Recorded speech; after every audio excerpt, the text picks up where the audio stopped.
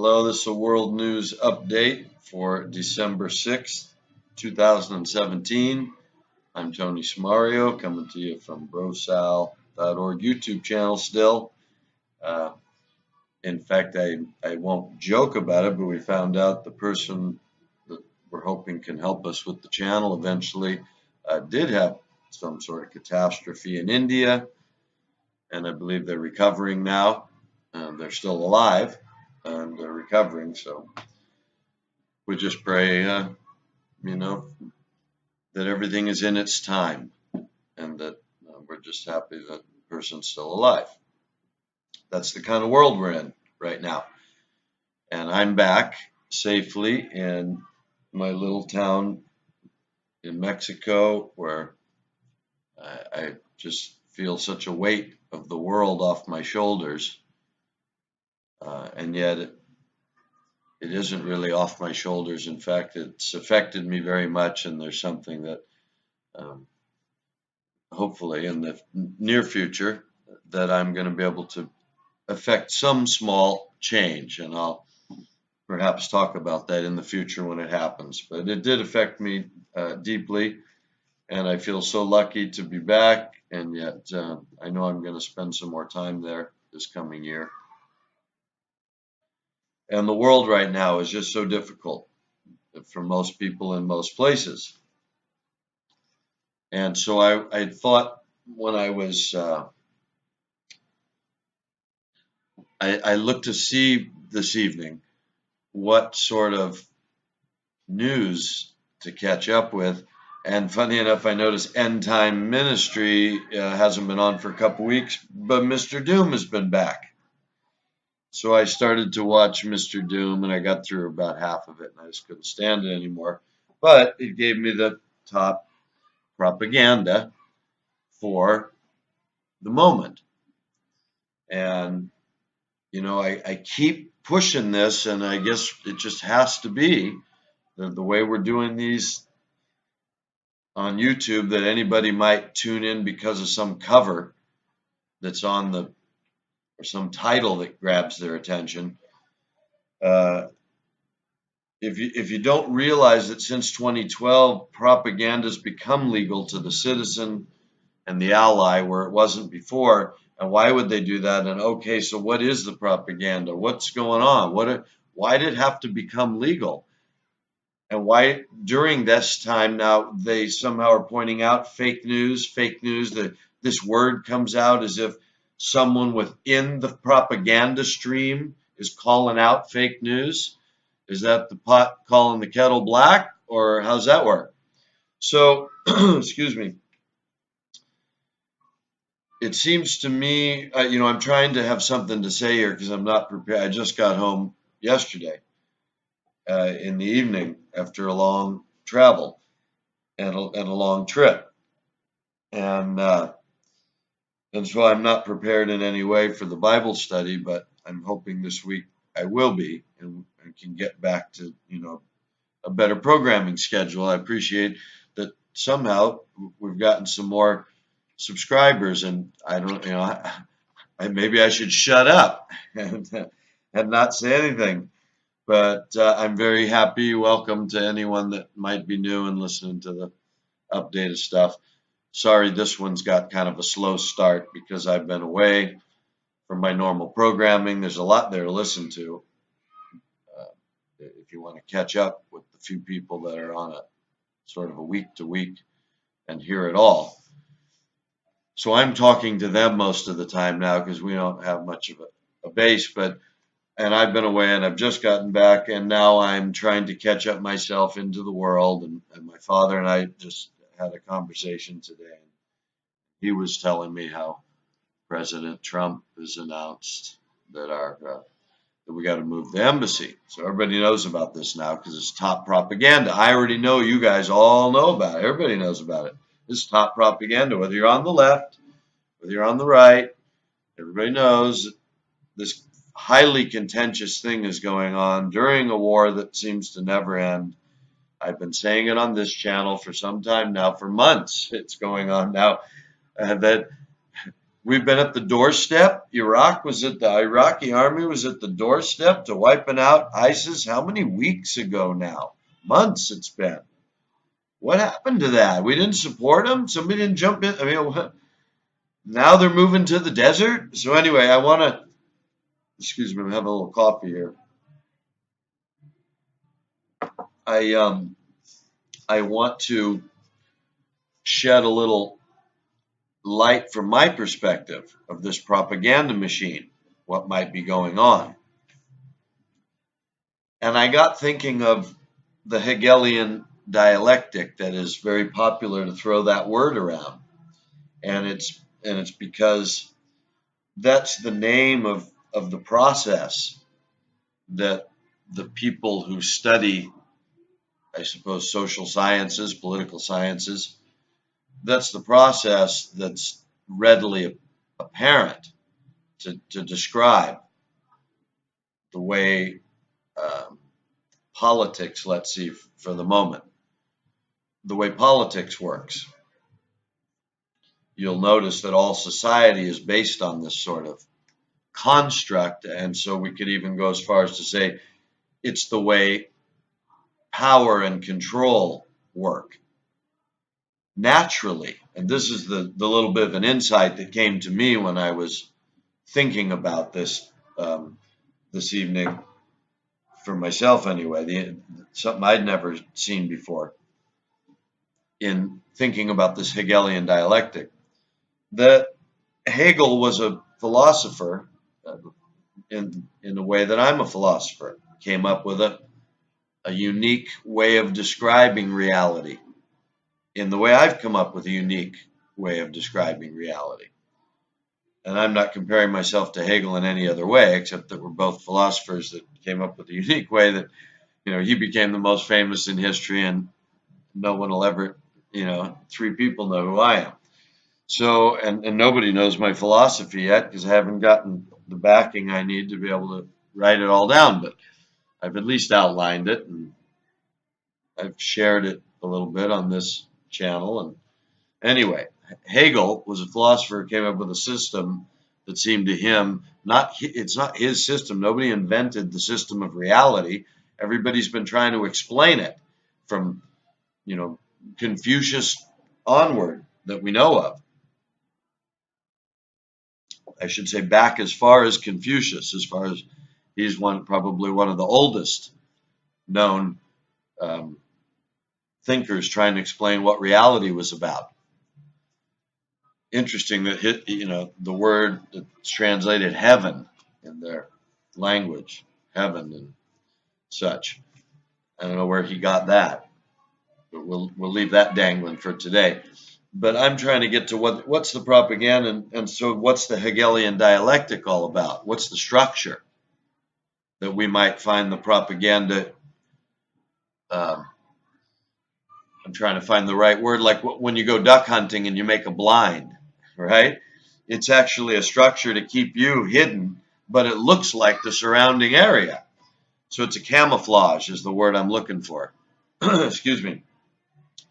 If they're propagandizing their own people, which is us, what's the camouflage? Well, the structure is the Hegelian dialectic, and this is because a philosopher named Hegel simply discovered the way reality works in a paradoxical world that we live in a world where there can't be a white without black. There can't be a good without evil to consciousness. This is the whole metaphysic that my metaphysics of love is based on. The realization of that, provides some sort of foundation, to a springboard in which to think about why. But you can't deny that it's that way. There is no up without down to our mind. Our consciousness cannot interpret reality any other way except in this paradoxical manner, in which, because there's a white, we can conceive of both white and black. If there was no white, there could be no black to us. There could be no such thing as color. We wouldn't know, oh, look, it's all black. How would you know that? Unless you'd already known what white was. So in the metaphysics of love, the concept is everything is not love. That's how you know what love is. Therefore, you'll know it when you see it. And you'll know what not love is, and therefore you don't always have to have it.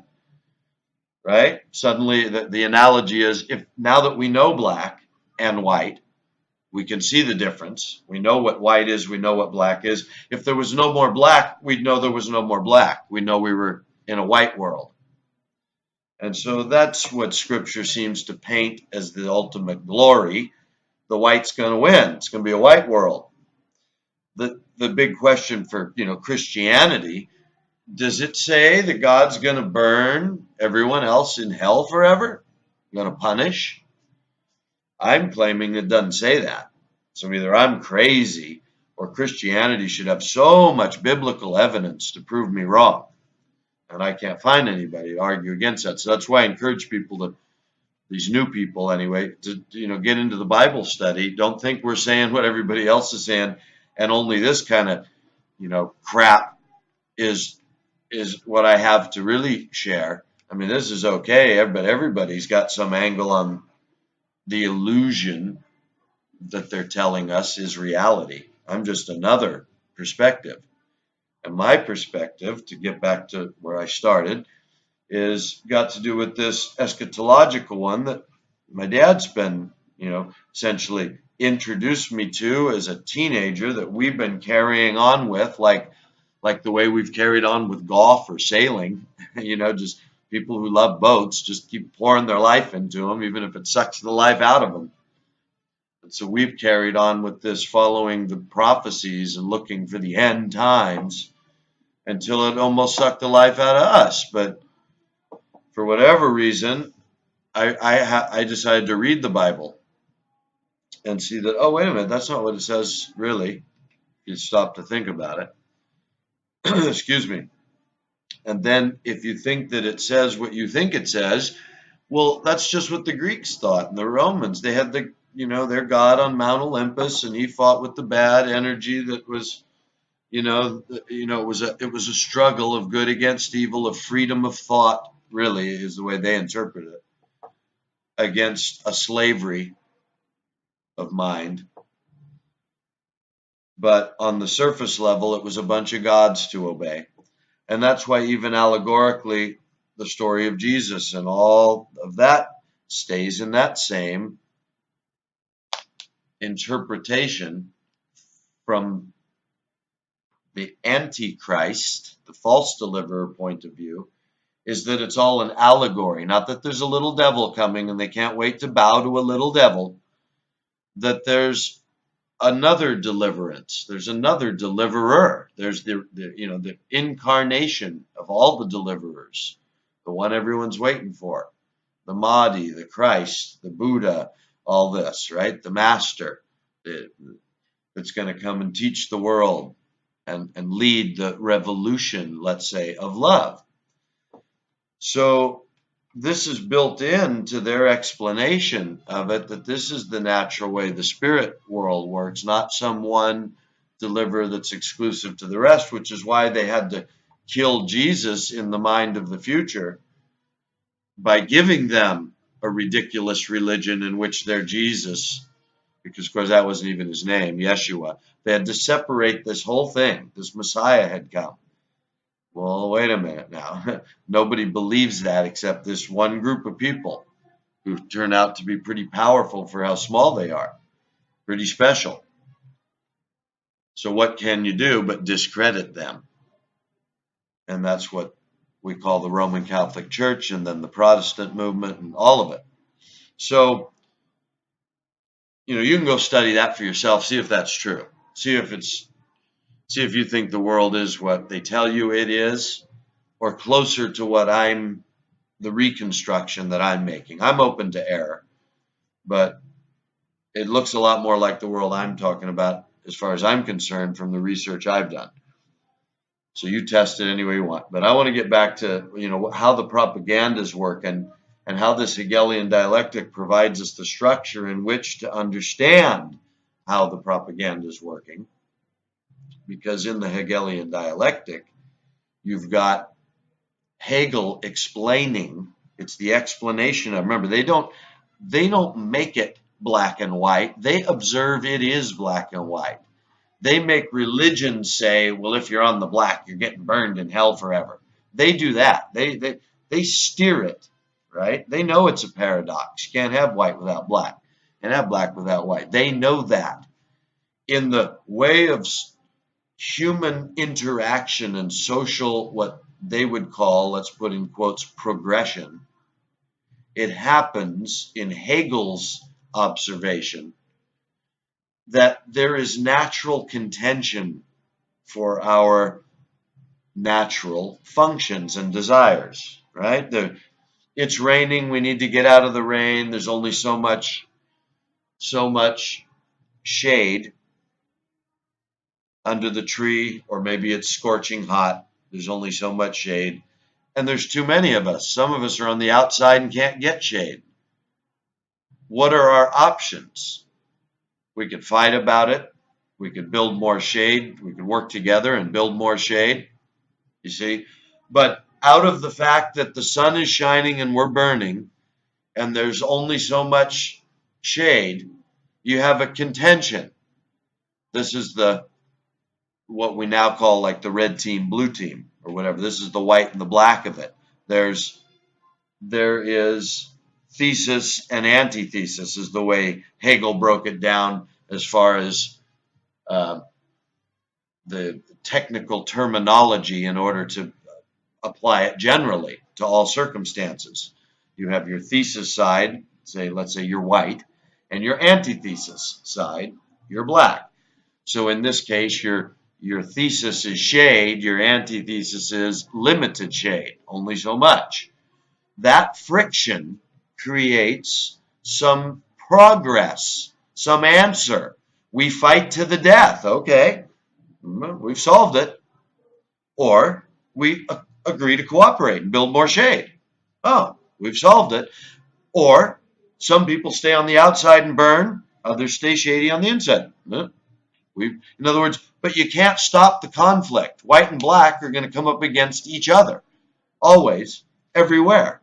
That's the paradoxical nature of reality. So the Hegelian dialectic is a name that we give to this natural process, the way the people who run the world see it, because I don't think they believe in a God like Lucifer. They say that, and they go through the motions. But it seems to me that what the reason the people like these movie stars, these wannabe somethings, I don't want to throw names around right now. There's so many. Everybody knows. The covers of the magazines in the entertainment world, if you want to be on that, right? Those kind of people. Well, in our little world of boob tube, YouTube, Big Brother tube, showing you all the stuff. These are leading us to transhumanism, and they eat blood, and they blah blah blah. They do all this stuff that they tell you about, right? That all comes out now. Can't stop it. They can stop you from hearing anything about the way the American-led United Nations attack on Libya. First thing they did was went and blow up that river system he built to tap water underground and bring it out to the desert during a time when California was claiming they were in the process of a years-long drought. Because even back then, if you bothered to listen to me, if there's such a thing, whether I was maybe talking in the archives on one of Dad's shows, I was talking about why aren't we doing that in California? If you can dig a hole, if you can dig down to water down there, why can't we do it? Show me why we're not trying. Just like the same idea. If we've got weather machines, show me why we're not making rain. So anyway, but they show you what they want to show you. So what do they want to show you? Oh, the people in Hollywood are screwing each other, and they're screwing children, and they've got all this abuse, and I'll bet they're laughing their butts off. These guys it's wag the dog world. It's propaganda. They're working for their government. They're getting paid a huge amount. In the end, they're the heroes that go down, take one for the team, have to take a scandal charge and have everyone look at them cross-eyed. when they know that it's the propaganda that the world needs right now to keep them distracted from saving everybody. So anyway, when you understand that the Hegelian dialectic is just a name for what the people who run the world really believe, this is just how it works. It's black and white, and everything's going to rub up against each other, and all you can really do it is steer it, right? I mean, that's the best you can do.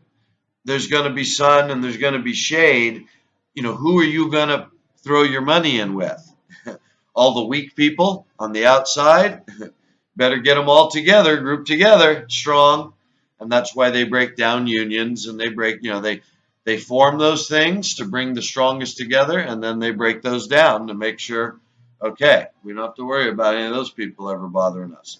If you don't look at your world that way, at least the one I grew up in, that USA, England, Europe, all of that world, and since they've had, like Quigley showed us, not for us, he just showed us, he just said it for them, because he got to look at their papers and got, so he was highly edited, or not, I don't know if he was edited, but he was scrutinized and had to pass somebody's muster that wasn't ours, the eventual, or some editor. That's the story they put out. Oh, they put it out accidentally and had to retract it. No, that's what they put it out for the people, so there could be that many copies, and then they pulled it back so it wouldn't be something that winds up too popular. Just like nowadays with the boob tube, YouTube, Big Brother tube. They can let someone like us out there, but you notice we still just have less than 300 subscribers. And most of those, I think are the, part of the deceivers or the dupes that are just with their mouth down going, whoa, man, is it really like this guy's saying? Because nobody knows anything about Scripture. So to keep winding my trail back through the eschatology, why is Trump saying now, oh, we got to move the embassy? Well, Dad and I and all the people listening to our Bible study know that there's an eschatological prophecy that, when the end really comes, that this isn't the end times. If you listen to me, you know that. If you listen to the rest of the world, you think, oh, it's the end times. It's the end times. Jesus is coming tomorrow. If you listen to me, you know that I'm expecting years, if not decades, because Jesus said, you're bound to hear wars and rumors of wars, earthquakes in diverse places. Don't be alarmed. The end you're asking about is not yet. And so, because they asked him about the end of the age and his coming, not just when will the wars start, when will it all be bad, when will neighbor turn against neighbor. That's always been happening. And he said, you're bound to hear that. Don't be alarmed.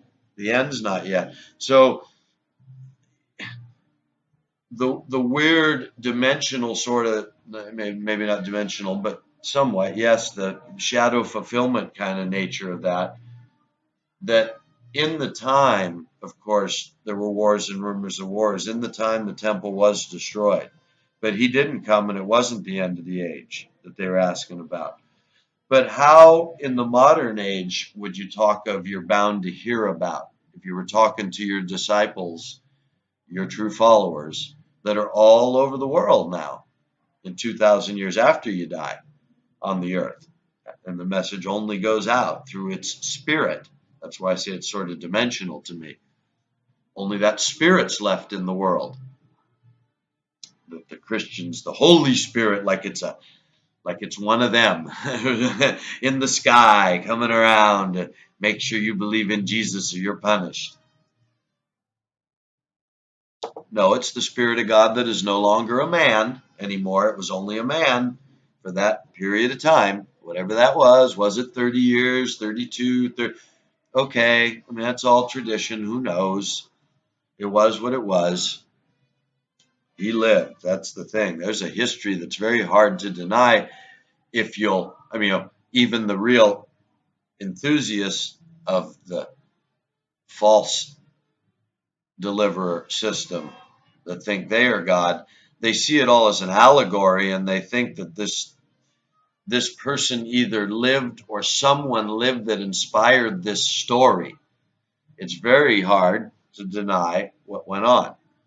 And so that doesn't mean that it's anything like what the Christians or Catholics teach, because you only have to read it for yourself to see that's not true. So when you look at what the people who know that religion isn't true, that non-believers aren't going to hell, God didn't create the world in 6 days, that all's BS. What is true, right? Well, the paradox that Plato pointed out, spiritual world, a soul, perhaps, right? They believe in all that. They just think that's all one piece that they're a part of.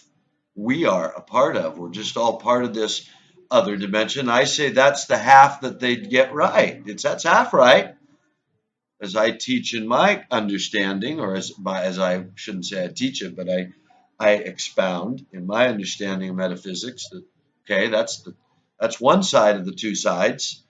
That's the paradox of existence. But that's not the whole story. That's the impersonal side of reality. That's the force. May the force be with you, Luke. That's the force behind creation. But what about the personal God? What about the Father? What about the Holy Spirit?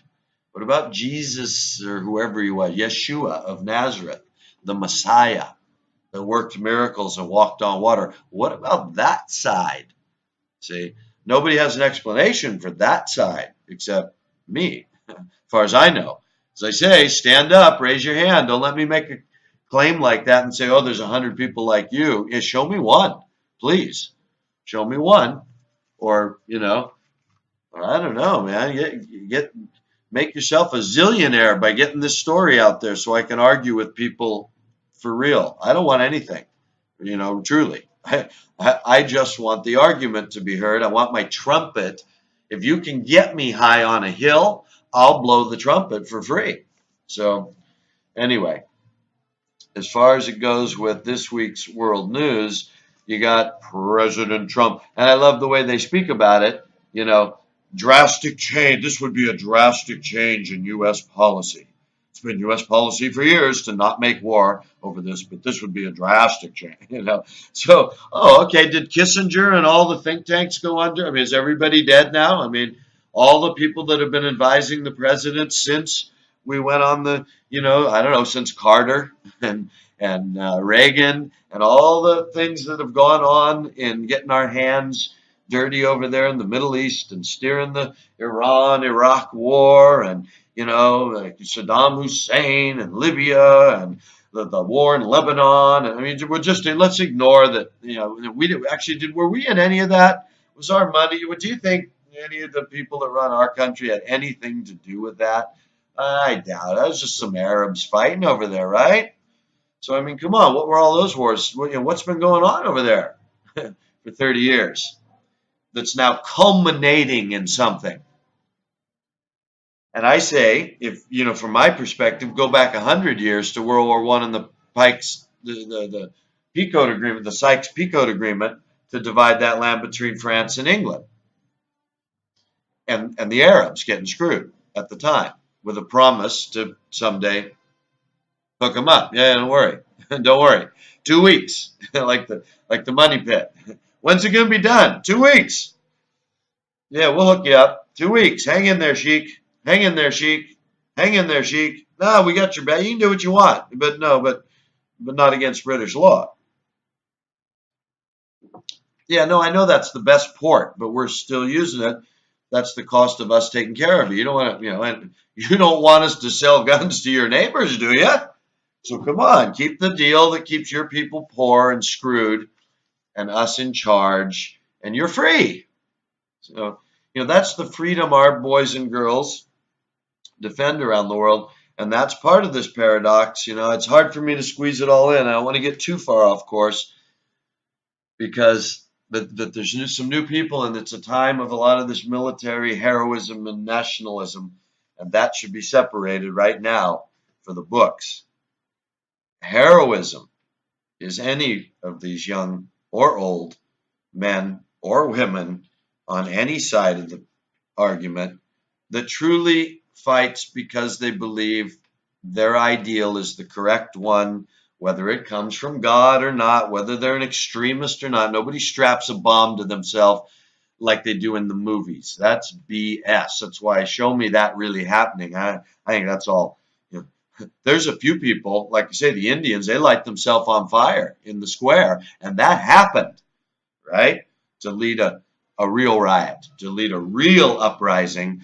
These guys, they do something public for everyone to see. That's why I've always said, you really mean what you say? You know, write your manifesto, light your butt on fire, go jump off the Golden Gate Bridge or somewhere, have someone film it and put it on YouTube, and the whole world will hear what you have to say. But claim all this people blowing up and training their kids to blow themselves up and then show me nothing. You can turn that on and off, huh? Like a faucet. It's not just going on until all their kids are dead. Now they just go back to school and start playing for another 10 or 15 years so you need it again. No, sorry, BS. You know, BS meter went off on that one. So, you know, what else is the explanation? Oh, you mean nationwide propaganda? You mean take over the world since World War One? You mean three World War plan? You mean something really deep that accounts for what everybody else is already telling? That, you know, they're telling you that's part of the distraction now. Like I said, there's no truth left. Even the lies are lies. But they're telling you now that oh yeah, giving you all the truth, right, on the internet. That the internet's freeing us. Sure, they gave that to us, this military derived tool to free everybody so we could take everything down, right? And change things to be the way the people want it instead of the way the government wants it. That's why we have these. That's why they changed the law so they could propagandize us because they're scared of us now that everybody's on their screen 24 hours a day. So they didn't see that coming. Just like we didn't see Russia was getting into the war against ISIS in Syria. Yeah, so I say all of this kind of stuff is absurd to imagine that any of that is true. It's preposterous. In fact, um, I want to, something struck me as so funny on the way home, and it suits our discussion here about propaganda, the Hegelian dialectic. I hope I've made that clear, though. Maybe I jumped off too soon into another thread, but the idea is that Hegel described the way things work, and they work by different concepts, ideologies, desires, necessities coming up against one another in an ongoing stream, not like major groups of people necessarily, but inside our own soul. That's why they play off it in advertising and propaganda. And a writer, when we write something, even the way I say this, I'm appealing to something because there's something to appeal to. And that's this whole paradox of our own existence. And so Hegel broke that down to the way everything progresses because they were all looking toward this natural explanation for life. Why are we what we are? Well, because we are in time, this struggle of white and black up against one another. And that's this constant stream of conscious appeals to both our mind, body, and possibly our soul or spirit, if there's such a thing, is up against a black-white reality of a paradoxical existence and confrontation. So that at every moment it's either black or white. There's nothing in between in the sense that there is no ideology that lets you keep one foot in, like, you know, what does Jesus say? You can't serve both God and mammon. It's a recognition of the same thing that was always known through the recognition in the ancient mystery schools as the paradoxical universe. That's why the yin yang symbol and all that kind of thing. There's no white without black. You can't pretend. So Jesus comes along and says you can't serve both God and mammon. You're going to love one and hate the other. See? So he placed love and hate also on the two sides of that. Excuse me, or at least allegorically or in the use as a symbol, symbolically. So where I'm going with this is to point out that Hegelian dialectic isn't like something that a media spin. The media spin is in order for someone to try and steer what they know is a natural function of our consciousness to come up against this reality. And that's why they, in another natural function, this divide and conquer, because that divide is there. The more you can get black and white to face each other violently rather than get them together, the more you can control masses of people. This is now on a political level, right? And see, that this goes back 2,000 years to the Caesar of Rome, writing about divide and conquer. So the only way, and the concept, of course, being the only way to overcome a large mass of people with only a limited army is to use the natural divisions in people and fund both sides of that. Use your army to support them against each other. And oh boy, doesn't that suddenly look like what we're doing in the world? You know, where'd the Ayatollah originally come from after the Shah got booted out? You know, we couldn't get a straight fascist dictator over there. They wouldn't allow it. So we brought in from France. He'd been in France waiting in the wings. Or they set it up in their own dialectic. See, and this is what I want people to grasp, if anything, if I'm not covering the ground too fast now. This idea that because they know of the black-white, they have to define each of them so they can give you their version of it. Okay, a Messiah comes, boom, on this one side of white, this deliverer, and it's prophesied, and there's prophesied to be going to be a false one. We got to define those. What's going to be the white one? This Catholic one, Jesus. Jesus is the white one. What's Jesus look like? Oh, he loves you, but he'll kill you forever. He'll love you forever. Only if you love him and you obey. Or he'll kill you forever if you don't. So what's the alternative? The dark anti-deliverer. Oh, we got that one too. Oh, he doesn't. He just loves everybody and tells you that you're your own God. You know, he's there to just help you help yourself. Oh, didn't we learn God helps those who help themselves, right? So they're making both, they've already, I call it co-opting. They co-opted the Messiah and turned him into Jesus, the Catholic God, and then co-opted Catholicism and turned it into Protestantism, and co-opted Islam and turned it into Sunni Shia war, divide and conquer. So I don't know, am I taking some stab in the dark? Or did 19 hijackers from Saudi Arabia under the control of Saddam Hussein in Afghanistan, they took control of those jets, boy. Somehow they managed it. They flew around the airspace that nobody's ever done, but they did it. And somehow, one of them pulled off an amazing maneuver. They got the footage of it hitting the Pentagon.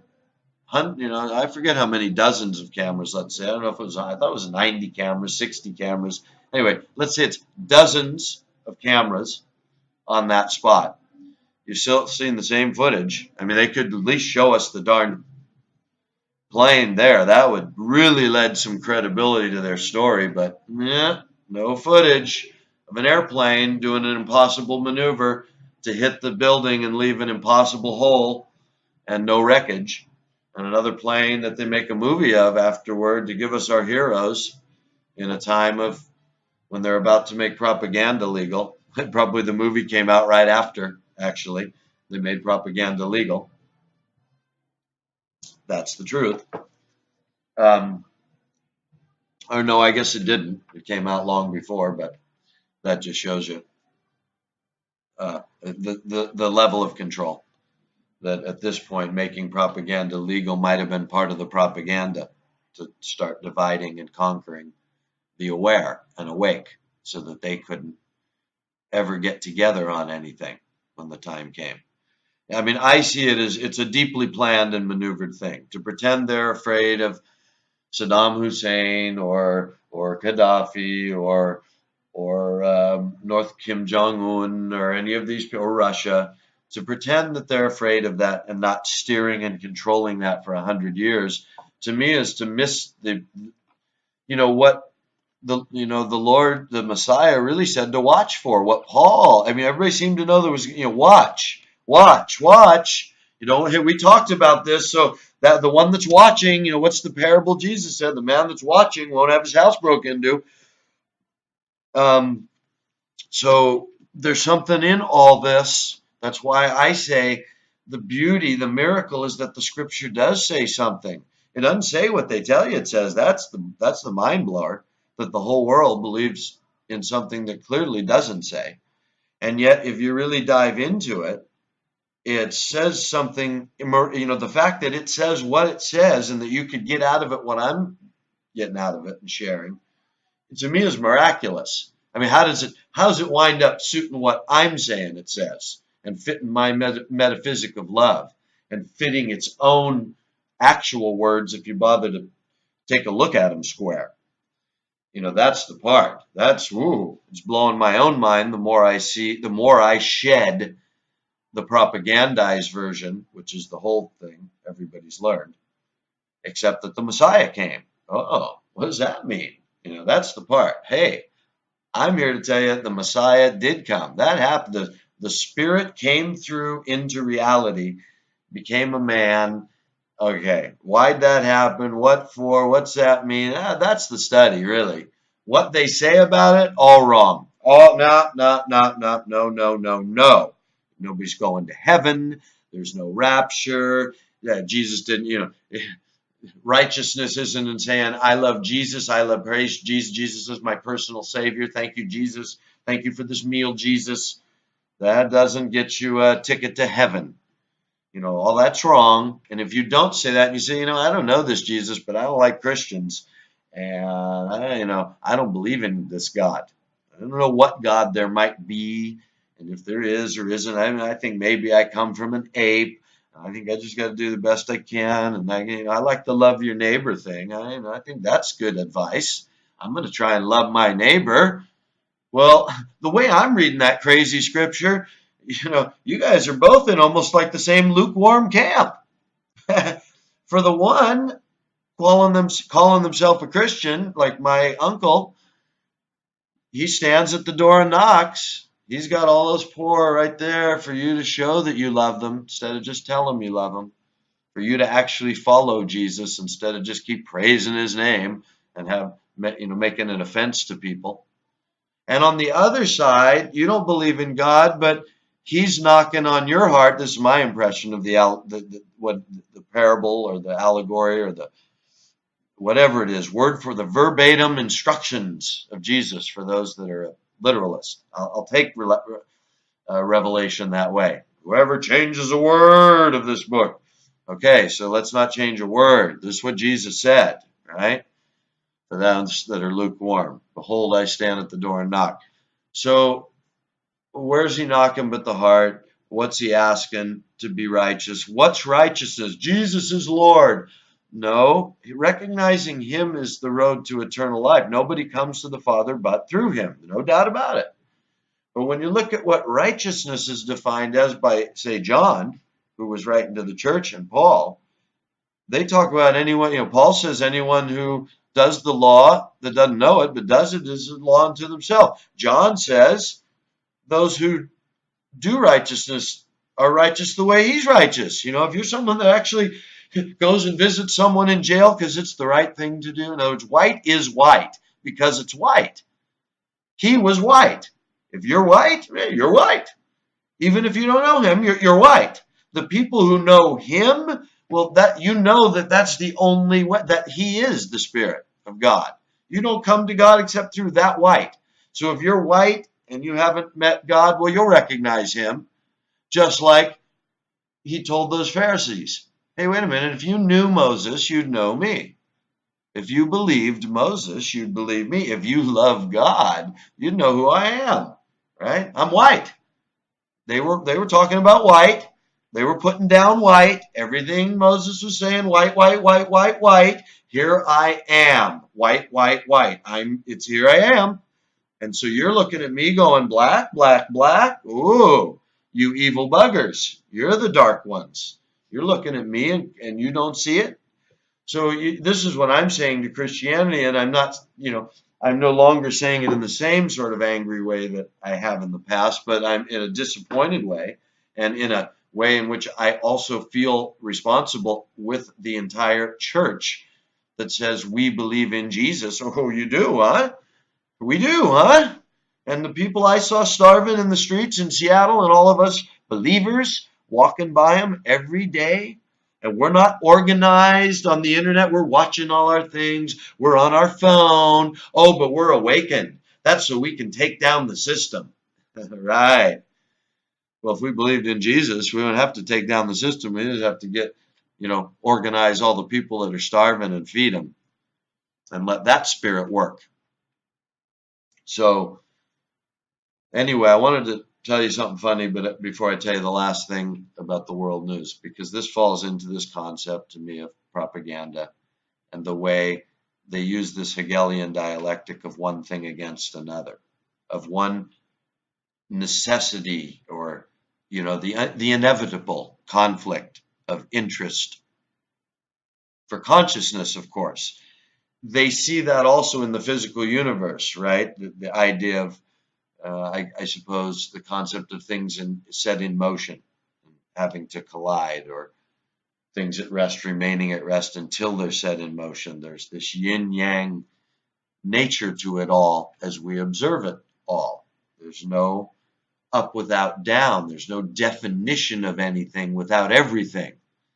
So there's this paradox built into nature itself. And as it comes out in consciousness, it comes out in this way of expressing ideals or ideas or desires or necessities or even thoughts in a paradoxical manner. There's always the white to the black. And so Hegel discovered that and saw that the only way to progress is where, one naturally comes against the other, and out of that conflict comes the solution, comes the next thesis, if you will. Thesis, antithesis, and what he called synthesis, the synthesis of those two conflicts, which produced in itself a new thesis, right? So to be challenged by whatever antithesis would challenge. In our original example, we decide, let's say, to get together and build shade because the people at the time are still friendly enough that they say, well, we don't want to leave people to burn to death in the outside. We don't want to fight to death, for the people that are strongest. So how about we work together and we build some shade? Now we all have shade. Well, but now the population expands. We got to face that question the next generation. And the next generation, obviously in this analogy goes to, let's fight to the death or leave the ones that can't do it out in the cold. And so what I'm presenting is that in the propagandized world of control that must be seen to be going back at least to the First World War and the moves that were being made to get Israel, which is how I'm trying to tie all this world news update into what's going on today, and to the eschatological view, and to the spiritual climax. And let's just try and tell you something, since I've been gone for a couple of weeks. So I'm sitting on the plane,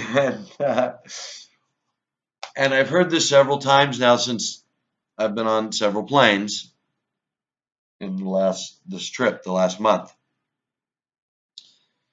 because of the layovers and such. And so, for whatever reason, I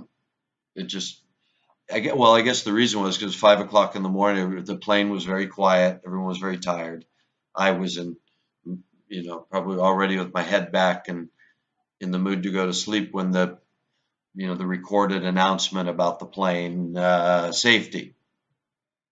Buckle your seat when the captain has the thing on and all that. Seats and backs in an upright position, which makes sense because it goes back a whole inch. And, my goodness, that could certainly throw the plane off if people's seat backs were back an inch at takeoff or landing. So That's an interesting one that we get into another time.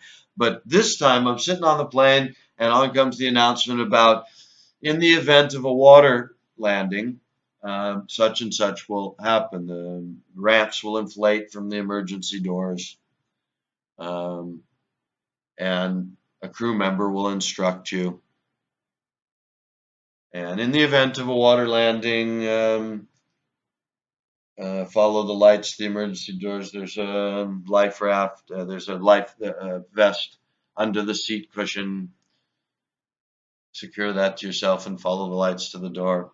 In the event of a water landing, and it finally, by the third time they said it, it was like it sort of reminded me of when Tucker Carlson there had to tell us about how the Clinton dynasty is over. Everyone knows that the Clintons have been running Democratic politics for 25 years. Everyone knows. Since everyone knows, thanks for coming on the show, Tony. Now everyone knows that it's like, okay, Tucker, you really want us to hear that, don't you? I guess that's not in the script. You're just saying that over and over, and you're an educated man. Nice writing. If it's not hypnotic, it's not meant to be hypnotizing. So anyway, by the third time that they said in the event of a water landing, it struck me that water landing as opposed to like a landing on a normal landing strip, because even a land landing, if it's not on a landing strip, rarely goes well, right? We usually call those plane crashes, not, in the event of a sanctioned landing on the ground somewhere in a field where usually the plane breaks into pieces. But in the event of a water landing, like it's just, we might land in the water instead because it happens sometimes. So in the event of a water landing, here's what you do. And we got it all worked out, so don't panic, just follow these procedures.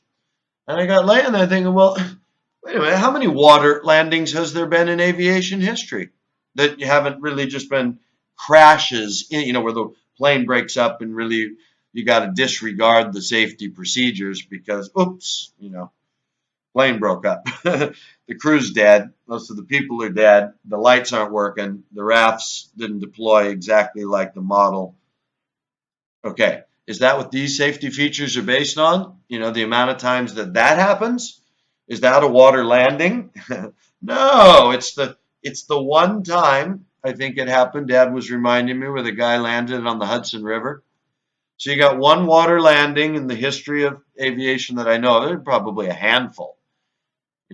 Planes fly 10,000 flights a year, something ridiculous. So against a handful of water landings, you're gonna spend 3 times. The procedures that wake me up are talking about water landing like it's a hump in the event of a water landing.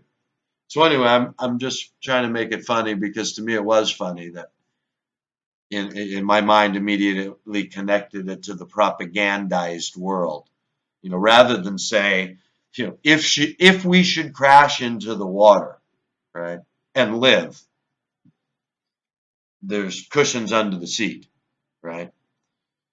In the event the plane does not break into many pieces, there might be rafts that come out of the, safety doors.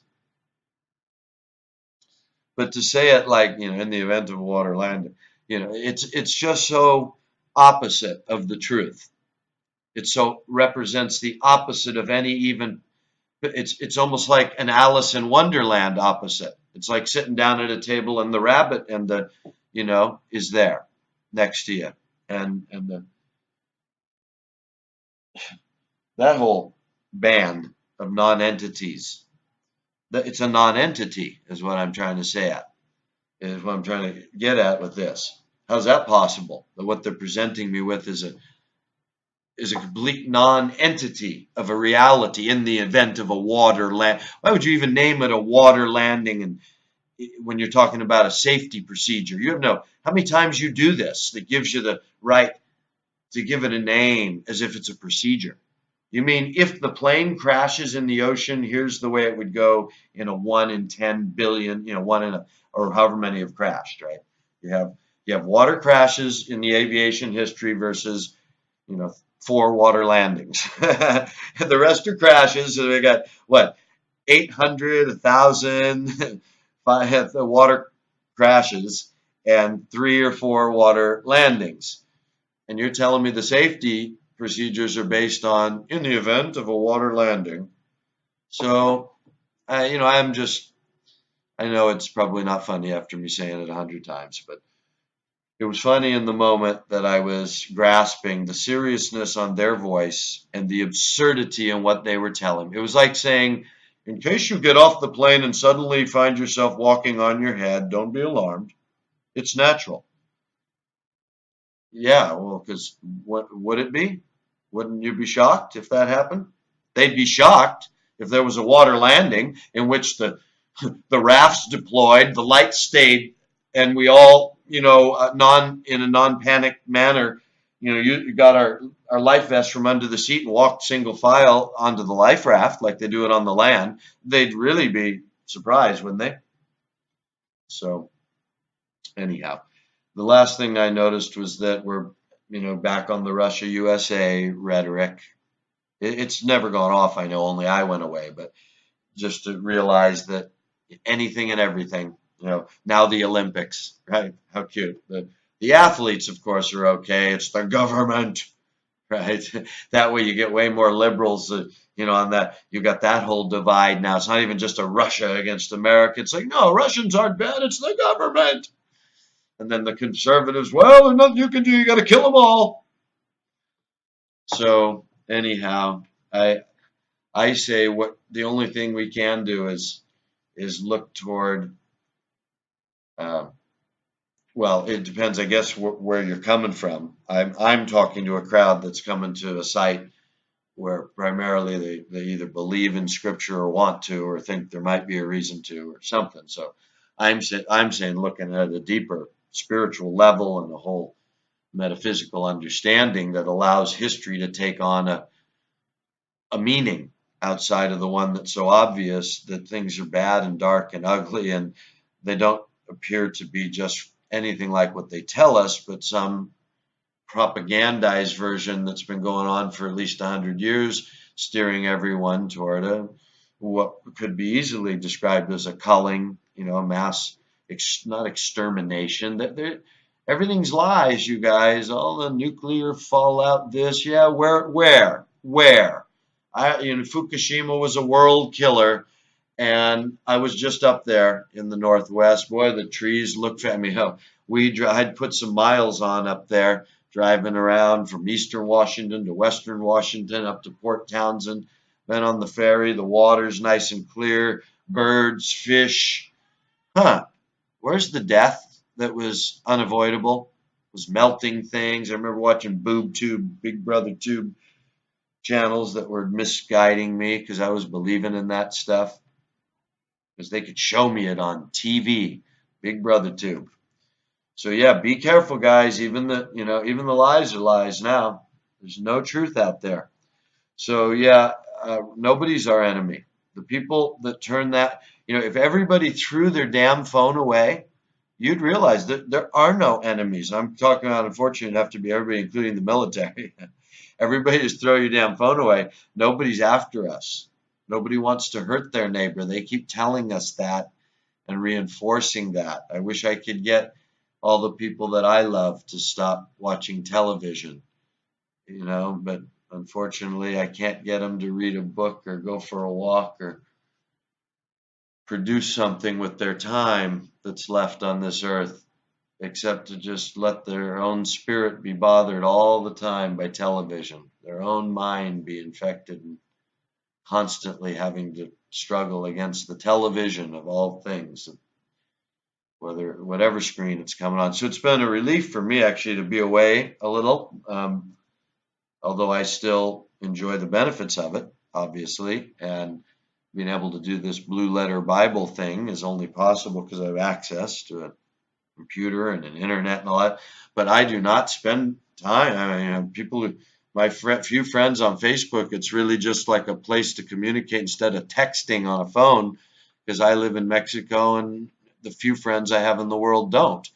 And so my family and friends and relatives that I stay in touch with, but we don't, I'm not the person who's in daily touch. I'm never on the thing.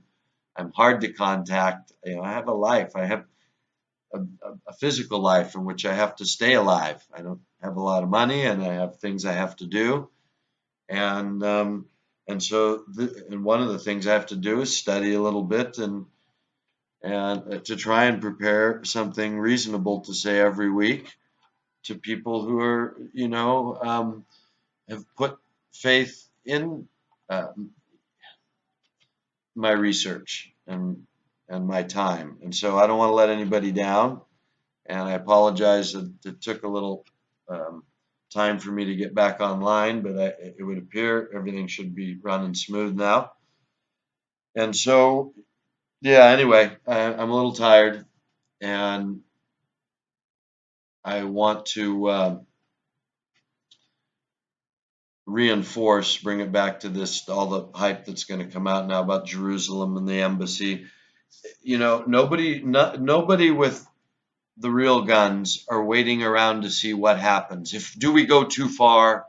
They already know what buttons they're going to push. Unfortunately, in my heart, what I see is, you know, it creates the need for more hostility, which wherever they're going to send it means more people hurting, hating, shooting at each other, killing each other. Because as I got off on a tangent and never finished, let me finish today by saying, these kids that are in the military, I feel nothing. I've got this on tape from a long time ago saying, so people can pretend that I'm some activist who doesn't understand. But the truth is, I find that the people who are willing to risk their life for even the guys that go out on these boats to intercept the fishing boats or something, that you believe in something strong enough to especially when you're young, to say, I know I could die and my whole life, leave my family, my brother, my hopes, my dreams, and go put my life on the line for others. Come on, it's such a huge thing to ask of anyone as far as having to ask someone to do that. Boy, the ideal better be strong, and the people asking you better be genuine, the way I see it. And when you just then turn to that question and you realize, now, wait a minute, these people that are doing it are not genuine. They're using the boys and girls of the world, not just ours, but the ones that we're killing. They're killing our boys and girls from the other side, and it's all being steered by the same money mechanism on a plan that goes back to World War I at least, and the dividing up of the Middle East. This is why I want to keep reinforcing for the people that don't get it, how it ties into what Trump's talking about today, but that's got nothing to do with Trump doing anything or it having any real impact today, except the impact it was always planned to have. If what's going to happen is something's going to blow up because of this, don't come to me and say, see, what do you mean, see? I told you, whatever's going to happen, my point is they know about it. This is not a surprise to anyone what Trump is saying. The surprise is that no one's questioning, why does Trump get to suddenly drastically change U.S. policy after years? Why does Trump get to suddenly do that? Because he's the president. What president? Just didn't consult the think tanks.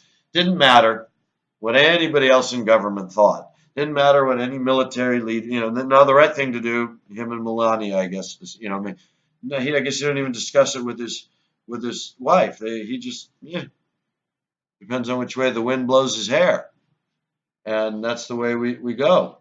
So just to pretend that Donald Trump is doing this is to show the lunacy of it. And it's like I say, the people listening to Tucker Carlson and Sean Hannity are the most brainwashed, that are getting the level of the story that's the absolute most shallow. I mean, that's for the people who can't, that believe that 19 hijackers from Saudi Arabia flew a plane into a building, impossible, and they have the pictures but won't show you. Okay. Flew a plane into the ground, left no bodies and no plane, but they did it. Impossible, but two planes into the World Trade Centers that were built to withstand multiple airline impacts, but these two planes flew into it like the building was made of, you know, cream cheese or something, and caused them both to just fall, disintegrate almost. Yeah, impossible, but yeah, listen to Fox News and question that. Call in and question Sean Hannity on whether he believes 19 hijacker. You don't even get on the air. You can't ask the question. So that's how deep Fox News goes into the story. And CNN on the other side has to be just as stupid. When I got 5 minutes worth of CNN in a Motel 6 on the road the last month, I had to finally leave the room. The person I was with had the TV on. I got about 5 minutes of the headlines of CNN, which were all about the scandal and the anti-scandal. Their anti-scandal story. And it was all like, it was like watching 5-year-olds argue on a, I mean, they keep it on that 5-year, if you're beyond the age of 12, you can hardly watch TV nowadays unless your mind has been so numbed. And so I keep urging the people I love, stop watching television, live a real life. Nothing is the way they say it is out there. You're not I want to see what's going on. That's not what's going on. What's going on is your neighbor's got his car to fix. What's going on is someone in your family is, restoring a sailboat or plays an instrument. Someone's living or dying, their last breath, someone you love. And you're watching Sean Hannity and Tucker Carlson. I'm not to judge anyone. I just am trying to throw some perspective on it. It's like just eating poison while you had a smorgasbord of all the greatest things in life are right there. There's no excuse. It's all right there. People that love you, everything. So get out in the world and do something, write something, read something, build something. But get away from the TV, anyone. Turn it off. Get away from the computer. Turn it off as much as possible. Limit yourself just to a few things you really need to do and can't get away from it, and then try it. I don't know. I don't know. Those that listen to me, some people know that I have something to say that others don't.